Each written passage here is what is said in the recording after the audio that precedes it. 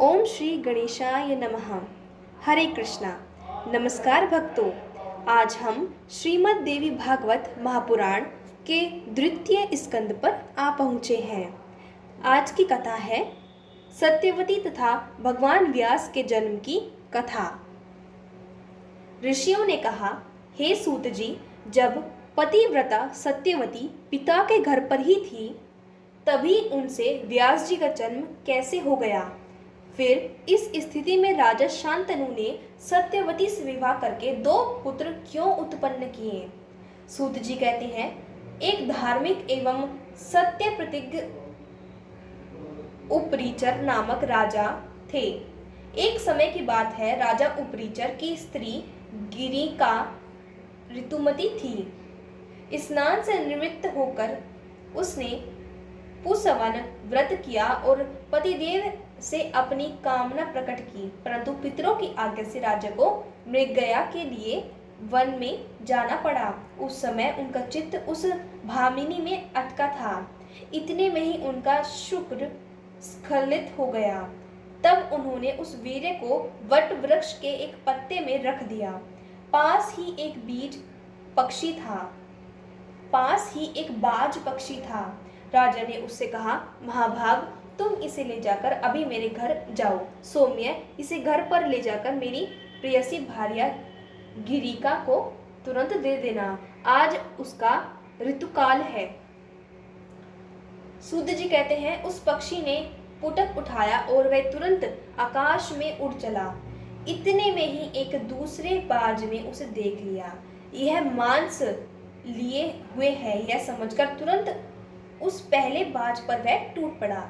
चोट से युद्ध करते समय वह वीर्य का दोना यमुना के जल में गिर पड़ा। एक समय आद्रिका नाम की एक अप्सरा यमुना में स्नान कर रही थी और एक ब्राह्मण देवता नहाकर संध्या वंदन में संलग्न थे।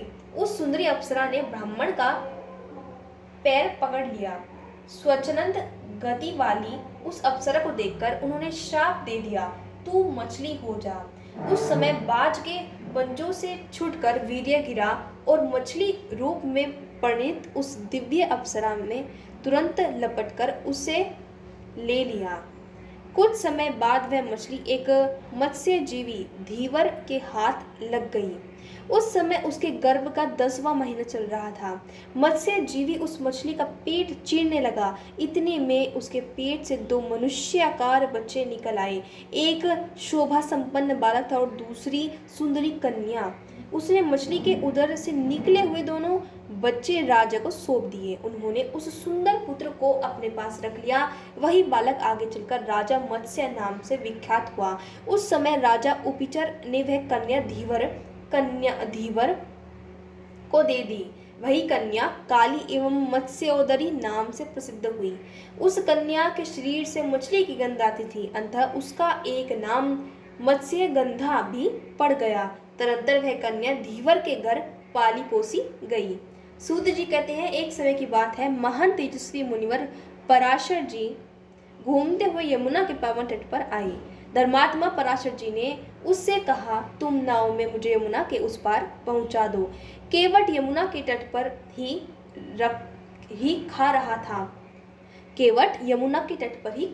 था। मुनि की आज्ञा सुनकर उसने अपनी मत्स्यगंधा नाम की सुंदरी कन्या से कहा, बेटी, तुम मुनि धर्मात्मा एवं तपस्वी पुरुष है। ये मुनि धर्मात्मा एवं तपस्वी पुरुष है। तुम नाव पर चढ़कर उसे पार पहुंचा दो।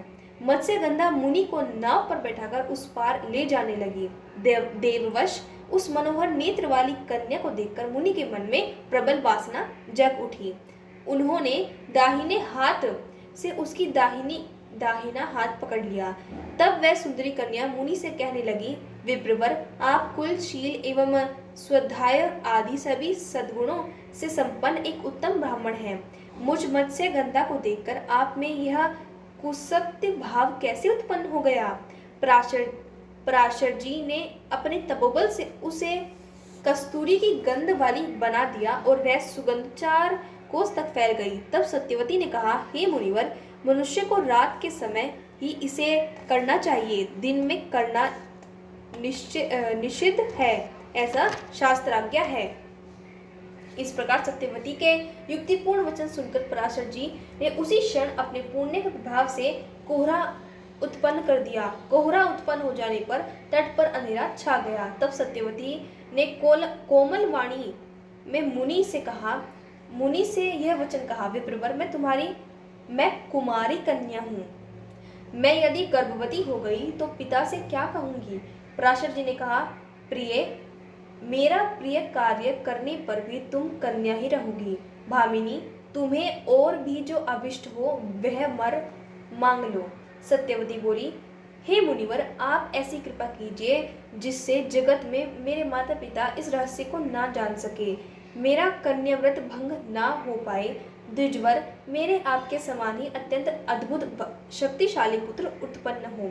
मेरी यह सुगंध सदा स्थिर रहे, मैं सदा नवयुवती बनी रहूं। पराशर जी बोले, सुंदरी तुम तुम्हारा पुत्र भगवान विष्णु का अंश होगा, त्रिलोकी में उसकी प्रसिद्धि होगी। प्रिय, किसी अदृष्ट कारण से अमिट प्रभाव से ही मैं तुम पर आसक्त हुआ हूँ। प्रसन्न वंदने, तुम्हारा पुत्र पुराणों का रचयिता होगा, वेद के रहस्य को समझकर उसे 4 भागों में बांट देगा, तीनों लोकों में उसकी प्रतिष्ठा सुस्थिर होगी। सूत जी कहते हैं, समयानुसार सत्यवती ने यमुना के द्वीप में ही पुत्र उत्पन्न किया। वह तेजस्वी पुत्र उत्पन्न होते ही बढ़ गया और अपनी माता से कहने लगा, माँ, मुझ में असीम शक्ति है। मन को तपोनिष्ठ बनाकर मैं ही गर्भ में प्रविष्ट हुआ था। अब तुम इच्छानुसार जा सकती हो, मैं भी तपस्या करने चला जाता हूँ। महाभागे, तुम जब याद करोगी तभी मैं सामने आ जाऊंगा। इस तरह पराशर जी की कृपा करने पर व्यास जी प्रकट हुए।